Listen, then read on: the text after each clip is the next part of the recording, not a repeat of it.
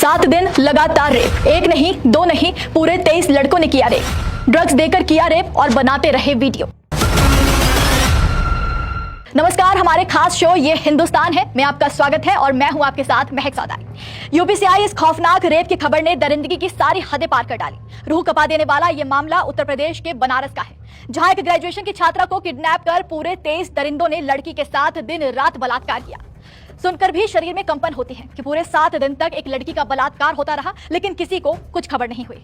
दरअसल 19 साल की ये लड़की ग्रेजुएशन की छात्रा है। ये लड़की 5 भाई बहन है, जिस कारण घर में आर्थिक मदद के लिए पढ़ाई करने के साथ ही ये युवती एक होटल से जुड़े स्पा सेंटर में भी काम करती है। हर दिन की तरह एक दिन वो अपने काम पर निकली, लेकिन घर वापस नहीं लौटी। 29 मार्च को लड़की घर से निकली और 4 अप्रैल को बदहवास हालत में रिगड़ रिगड़ कर घर पहुंची।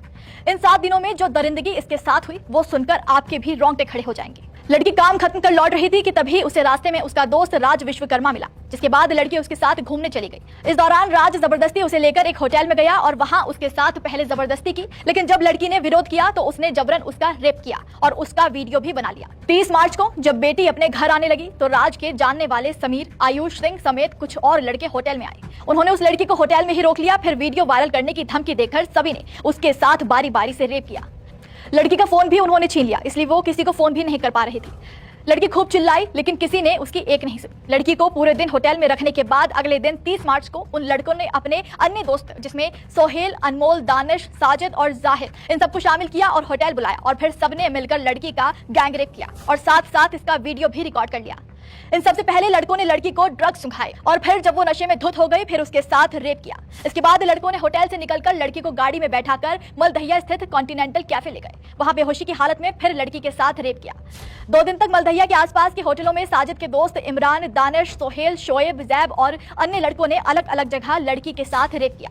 ये लोग लड़की को शहर से काफी दूर ले गए थे और उसे धमकी देते रहे कि अगर उसने किसी को भी बताया तो उसके सारे वीडियो वायरल कर देंगे। 3 अप्रैल की रात साजिद ने लड़की को एक कार वाले के साथ बैठा दिया। लड़की इन दिनों पूरी तरह नशे में थी, इसलिए कौन उसे कहां ले जा रहा था उसे कुछ समझ ही नहीं आया। कार में 5-6 लड़के पहले से मौजूद थे और उन लड़कों ने भी मिलकर चलती कार में लड़की के साथ रेप किया और फिर उसे सड़क पर फेंक कर भाग गए। इसके बाद बेटी बदहवास हालात में घर पहुंची और उसने पूरी कहानी घर वालों को बताई। इन दिनों में जब बेटी घर नहीं लौटी थी तो घर वालों को लगा कि वो ऑफिस के काम से कहीं बाहर गई है, क्योंकि वो अक्सर होटल के काम से दूसरे शहर में जाया करती थी। लेकिन जब 2 दिन बीत गए और बेटी का कोई फोन नहीं मिला तो घर वालों ने छानबीन शुरू की। 4 अप्रैल को बदहवास हालात में लड़की नशे में धुत किसी तरह घर पहुंची तो बहुत डरी हुई थी।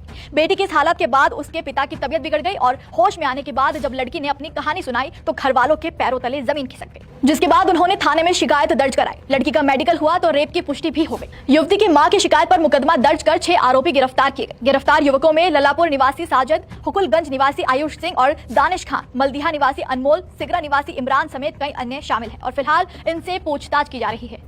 ये तो वो लड़के हैं जिनमें से कुछ का नाम लड़की को याद रहा, लेकिन जो अज्ञात हैं वो अब तक आराम से शहर में घूम रहे हैं। पुलिस का कहना है कि अन्य आरोपियों की गिरफ्तारी के लिए पुलिस की 3 टीमें लगाई गई हैं। पुलिस ने इस मामले में क्या कुछ कहा वो भी आप सुन लीजिए। आज 6 अप्रैल को थाना लालपुर में एक सामूहिक दुष्कर्म की एक शिकायत प्राप्त हुई। इसी के क्रम में ये बताना चाहूँगा कि ये घटनाक्रम 29 मार्च से 4 अप्रैल का है, जिसमें पीड़िता का ये कहना है कि 29 मार्च को अपनी मर्जी से गए थे तो उसके पास 4 तारीख को पीड़िता के परिजनों द्वारा पुलिस को थाना लालपुर को सूचना दी कि उनकी बच्ची घर से चली गई है। उसके संबंध में मुकदमा दर्ज करा दी और सेम ही डे थाना लालपुर पुलिस द्वारा बच्ची को साइकिल पर बरामद किया गया। उस दिन ना पीड़िता के द्वारा ना उनके परिजनों द्वारा किसी तरह की शिकायत दी कि कोई दुष्कर्म हुआ है। इस खबर को सुनने के बाद लोग सभी आरोपियों की कड़ी से कड़ी सजा की मांग कर रहे हैं और कानूनी रूप से इन्हें क्या सजा मिलनी चाहिए और क्या देश का कानून कहता है वो भी हम आपको बता देते हैं। गैंगरेप के दोषियों को भारतीय दंड संहिता यानी आईपीएस के तहत कड़ी सजा का प्रावधान है, जिसमें न्यूनतम 10 साल की सजा और आजीवन कारावास या फिर मृत्यु दंड तक शामिल हो सकता है।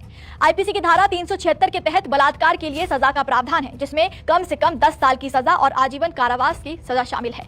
आईपीसी की धारा 376D के तहत यदि बलात्कार में कई लोग शामिल हो तो सजा और भी गंभीर हो सकती है, जिसमें आजीवन कारावास या मृत्यु दंड भी शामिल हो सकता है। आईपीसी की धारा 376A के तहत नाबालिग से बलात्कार के मामले में सजा और भी गंभीर है, जिसमें आजीवन कारावास या मृत्यु दंड तक की सजा का प्रावधान है।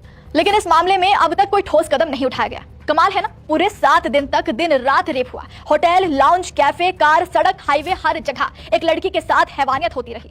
23 लड़के भेड़ियों की तरह उसे नोचते रहे, लेकिन किसी एक पुलिस, एक अधिकारी और किसी नेता तक की नजर इस अपराध पर नहीं पड़ी। आखिर क्यों? ये पूरा प्रशासन, पूरा तंत्र आखिर किस नशे में चूर था जो इस अपराध को नहीं देख पाया? लड़की को नशे की हालत में एक जगह से दूसरी जगह ले जाया जाता रहा। दरिंदे सड़कों पर खुले घूमते रहे, लेकिन किसी को शक तक नहीं हुआ। ऐसे कैसे हो सकता है? और केंद्र की भाजपा सरकार अक्सर बेटी बचाओ बेटी पढ़ाओ के नारे लगाती रहती है। तो मेरा सवाल है योगी सरकार से कि ऐसे जघन्य अपराधों के बाद जब बेटी बचेगी ही नहीं तो पढ़ेगी कैसे? कहां गए महिला सुरक्षा के वो वादे, वो दावे? शायद चुनाव होते ही खत्म हो गए।